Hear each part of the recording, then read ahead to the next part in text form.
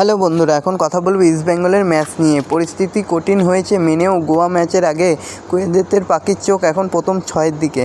শেষ 5 ম্যাচে 3টিতে হেরেছে ইস্ট বেঙ্গল। এএফসি গোয়া শেষ 3 ম্যাচে পেয়েছে 2 পয়েন্ট। তবুও প্রতিপক্ষকে হালকাভাবে নিতে নারাজ লাল হলুদের কোচ কুয়েদাত। গোয়ায় সব বিদেশি ফুটবলারকে পাবেন তিনি। তো দেখা যাক শেষ পর্যন্ত কালকে কে জিততে পারে, গোয়া না ইস্ট বেঙ্গল।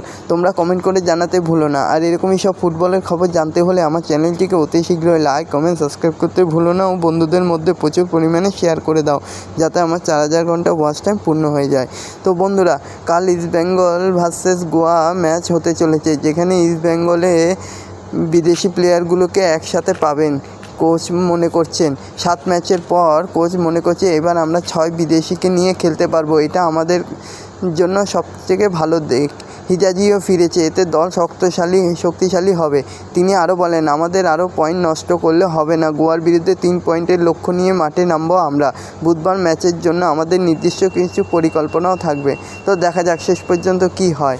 ক্রেসপো দলে রয়েছেন। তো এরকমই সব ফুটবলের খবর জানতে হলে আমার চ্যানেলটিকে অতি শীঘ্রই লাইক, কমেন্ট, সাবস্ক্রাইব করতে ভুলো না ও বন্ধুদের মধ্যে প্রচুর পরিমাণে শেয়ার করে দাও, যাতে আমার 4000 ঘন্টা ওয়াচ টাইম পূর্ণ হয়ে যায়। ধন্যবাদ সবাইকে।